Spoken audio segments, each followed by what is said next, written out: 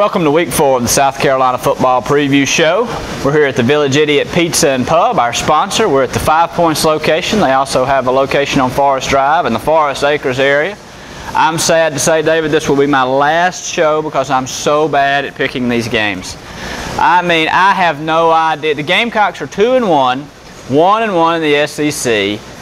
You know, I don't know if you'd given me like 8 combinations of guesses for the first 3 games. This is the way I would have picked it to go. But here we are, 1-0 in the SEC East, feeling pretty good about themselves, feeling very good about themselves, coming off a 38-35 win over previously number 6 Georgia. Cody Gibson said this week the victory gave them life, and I don't think that's an understatement. South Carolina, I don't think didn't win a division title against Georgia, but if they lose that game, we're sitting here talking about a very different animal. We're almost talking about season's over. You got to start looking ahead to next year. Now all of a sudden you're in first place or tied for first place in the SEC East. All your goals are still in front of you. So what does South Carolina make of it? The first order of business is to go to Vanderbilt, the first road game of the year, a team that's traditionally given South Carolina some fits. I'm not sure we're looking at the same thing this year, David. What can you tell us about the Commodores? Well, probably not, Josh. And the first thing, don't be so hard on yourself. I picked a USC to lose at Arkansas last year, and 45 points later, that still lingers. That does make me feel better, thank you. But yeah, while we're sitting here enjoying the great lunch special here at Village Idiot, 2 slices and a drink for $5. You guys come on down. It's the best pizza and the best deal in town. We're looking at the Vanderbilt Commodores, and frankly, you might want to go ahead and eat before you start talking about the Vanderbilt Commodores because they are bad. I mean, bad. That's word I can come up with them, Josh. They're pretty bad. Really, it just seems like James Franklin becomes a better coach by the week because of how Vanderbilt is playing so badly this year after he left to go to Penn State. And I know that they've got a new coach, they've got a new system. Derek Mason is employing more of a ground and pound kind of strategy that they ran at Stanford instead of the high-flying system that James Franklin liked to do. And Franklin also got a lot of his recruits to follow him to Penn State. They lost a lot of seniors.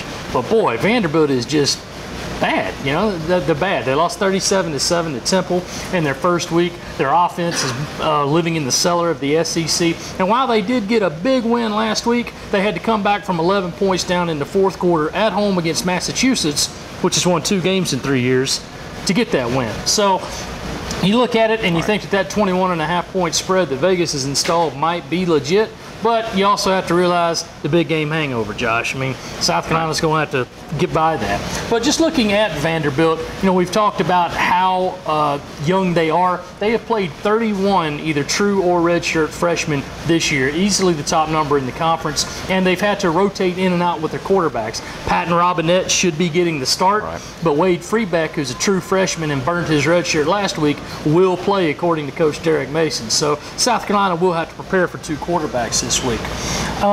You look at USC's history in Vanderbilt, they have traditionally won, but they've also lost a couple of games. In the past 4 games at Nashville under Steve Spurrier, USC's only averaged 21.5 points. Now, one of those games was a loss. You have to feel that this week is a chance to get better, but you don't know if it will.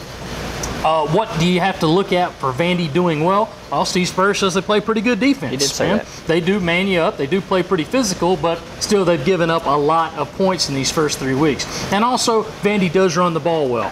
True freshman tailback Ralph Webb, who's a Gainesville native, is averaging nearly 100 yards per game on the ground. And they like to rotate him in and out. So they will have to look at Ralph Webb. Of course, thinking man's logic says if you could stop Todd Gurley somewhat, you'll be able to stop a Vanderbilt tailback. But then again, USC can't really afford to think that way. So a lot of people are asking, is there a threat of a letdown this week? Of course, Steve Spurrier saying, hey, we're not overlooking anybody. I think as long as South Carolina realizes, look, just get rid of the big game hangover. Don't think you've got it in the bag. Go up and score 3-4 quick touchdowns and hit cruise control.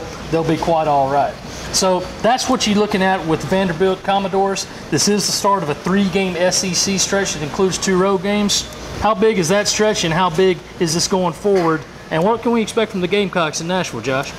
Well, I think that the next 3 games are huge. I predicted we would know a lot about South Carolina by this point in the year. I think that's another prediction I got wrong. I still don't not sure we know what the Gamecocks have. I'm not sure Steve Spurrier knows. At least he says he doesn't. So you've got to go on the road and prove you can beat a bad Vanderbilt team. And I think you need to prove you can beat them kind of decisively to continue this confidence that you've now gotten. I think Missouri is going to be a test. I think not just because of last year and you know that they're out for revenge, but I think Missouri is a good team that can throw the ball and that has a defensive line that could give South Carolina trouble. And then you look at Kentucky. Kentucky looks like they might be a lot better than they have been, and that's another road game. That's where South Carolina's road woes perhaps can trip them up. But in the next 3 weeks, we will, I think, finally learn what South Carolina is all about. Are they really a legitimate SEC East contender? If they are, they need to win 3 games in a row right now to build on that Georgia momentum. And feeling pretty good about themselves all across the board, I think. After you beat a team like Georgia in here, the raucous atmosphere, they feel good about the offensive line. I think mostly, at least 4 of the 5 spots, those guys played really well. The secondary, I thought Al Harris played his best game of the year against Georgia. He's coming along. Bryson Williams is a guy who's growing into that leadership role. I think they need more of that for him. Dylan Thompson, I thought, played his best game. I mean, Dylan's a guy who has not made all of the throws this year, has not hit all of the throws this year, but he did against Georgia in the first half, and if he doesn't, who knows how that goes. Mike Davis, you know, maybe the jury's still out on Mike, but Brandon Wilds, I thought, ran as hard as he has in a long time. I think South Carolina feels like almost every position on the team is moving in the right direction. Do they continue to do that against Vanderbilt? I don't think you could have a better team to do it against. I think that, I think that this needs for South Carolina not just to be a win, but to be a pretty big win so that you feel like, yes, you are now an SEC East contender. You're not going to have to scuffle every single time out of the gate because, you know, this has been an emotionally grinding 3-game stretch. Not a lot of teams, have played 3 quality opponents like South Carolina has played. That takes a physical toll on you, but it also takes an emotional toll on you. I mean, there have been no breathers. You get your doors beat off in the first game. You come back with 2 wins, but you have to grind them down to the end. I mean, South Carolina, I'm sure, is sort of physically and mentally as weary as any team in the nation. We'll see how they respond to that. This week should help. Now it's time for our Village Idiot mailbag, sponsored by our friends here at Village. Thanks very much. Jack. If you guys haven't downloaded it yet, go to villageidiotpizza.com and also download it on your mobile app. Really, really handy to go ahead and get that order in while you're sitting at home watching the game this weekend if you can't be with us in Nashville. We've got a few questions in our mailbag this week.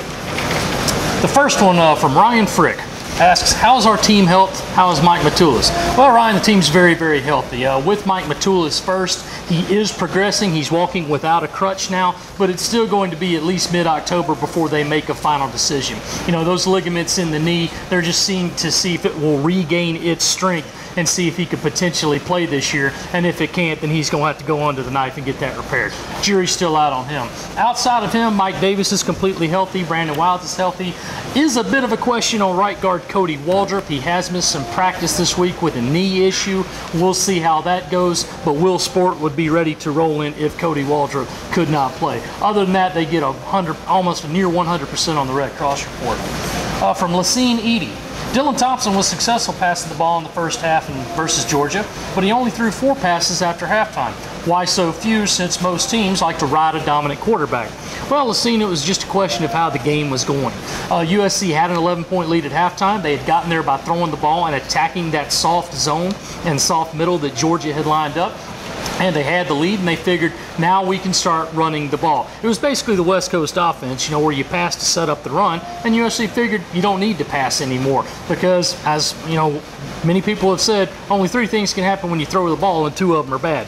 Now, Dylan Thompson had a great game throwing the ball, and I think that he was still ready to go out there and keep throwing in the second half. But the Gamecocks did need to win the game, and that was the main goal for it. Josh, take our next 2 questions. Let's see. From Zach Adams, does Vandy have the talent to pull off what Kentucky did in 2010? Zach's referring to the coming off of beating #1 Alabama, going to Kentucky and falling on their face. The answer is still a bad word around here all these years later. The answer is no. I just, you know, you don't, as David pointed out, lose like they've lost to Temple, barely squeak by UMass, and be a legitimate SEC East threat. You just don't. I don't know how much of it is Derek Mason is just not the coach that James Franklin was right now, and how much of it is that James left the cupboard a little bare. But I mean, we were all told they were recruiting pretty well under James Franklin. I don't know where those guys went, but no, Vandy. Some of them. Vandy does not have the talent to scare South Carolina this weekend. For Michael